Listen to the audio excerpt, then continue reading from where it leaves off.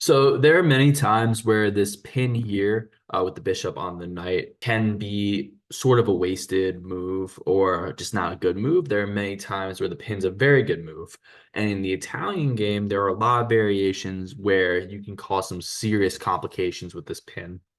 I want to back this position up to the very beginning and show that the Italian game can come from a lot of different positions, not just your typical e4, e5 variation. So in this case, we actually see knight f3, knight c6. This is the Black Mustang. And while there are many ways this game can go, in this case, our opponent followed up with e4, e5, and we can see the basic ideas of the Italian game.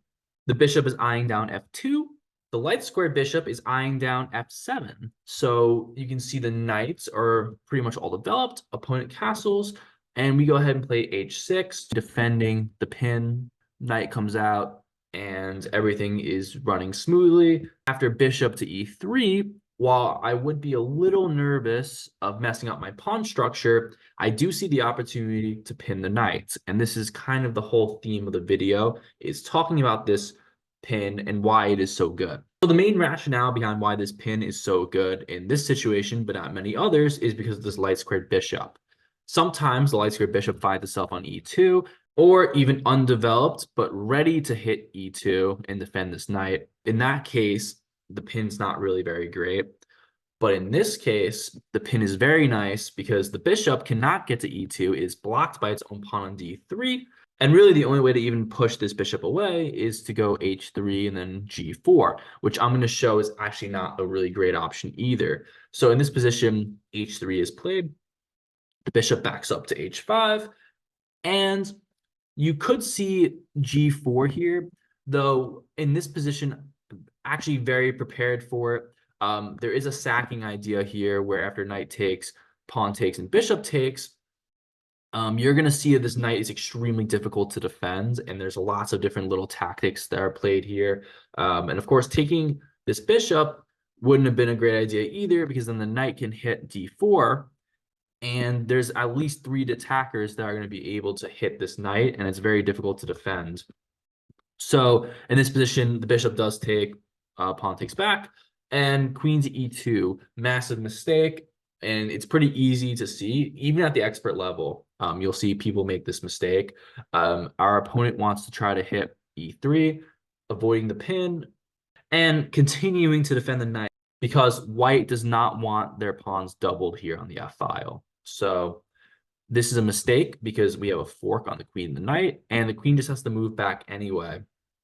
And in this position, actually completely comfortable taking that knight, doubling up the pawns, and then immediately sliding onto knight h5. And essentially what we're looking to do is get this knight to f4, and then queen to h4, and eyeing down this extremely weak h3 pawn. And yes, the king could go to h2, and we're actually fully expecting that, but then queen h4, and knight f4 is an inevitable move. An interesting idea that white poses here, and this took some time to figure out the solution to, was knight d5, which is actually an inaccuracy, but it looks very good on paper. And the idea is multifaceted. In one side of things, knight is defending f4, and that is the primary function of this knight, but it comes with a little kick. It comes with a threat, and that threat is, of course, knight takes on c7, forking the king and the rook, and winning material.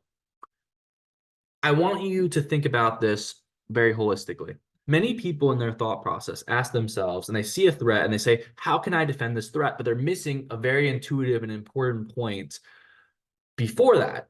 Do I need to defend this threat?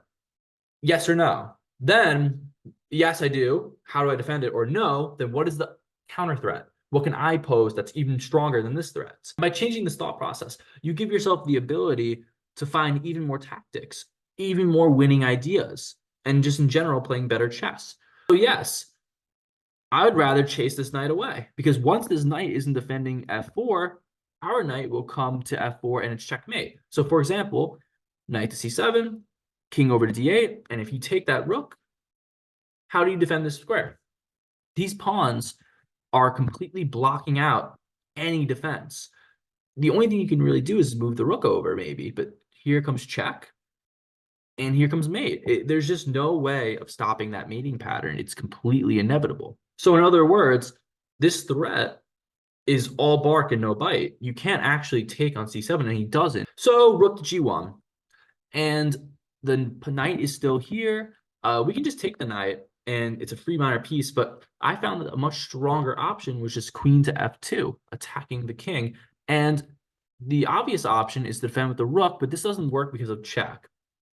In this position, the only move to actually defend yourself and survive is to sacrifice the queen. Queen takes. And in this position, it's not too bad. He's going to get this fork. You'll win a rook back. You'll win this knight. This position, you're winning, but there's compensation for white. However, this is very difficult to see because the king does have this open square, but there's a fascinating tactic here where you can win the game on the spot. This is a mating net, knight to g3. And I want you to notice the king has nowhere to go. The knight is covering all of its squares, and our knight on g3 is checking the king. But this is not mate. The rook can move off of g2 to g3, and then queen to h2. And that is just checkmate on the spot. It is game over. So 2 important lessons I want everyone to take from this video. Lesson number 1 is simple. Don't ask yourself, how can I defend this threat? Ask yourself, do I need to defend this threat? Secondly, just because one of your ideas doesn't work anymore, understand that your idea might lead to a different idea. There are always multiple ideas on the table, and you shouldn't just be married to one idea. Because if I just played knight f4, or if I took the knight there, this would have been a less accurate game. Let me know if this video was helpful for you. Definitely drop a like and a comment. Let me know what you think. I'm always looking to revise my content and create stuff that's actually going to help you guys. So until next time, stay classy, my friends.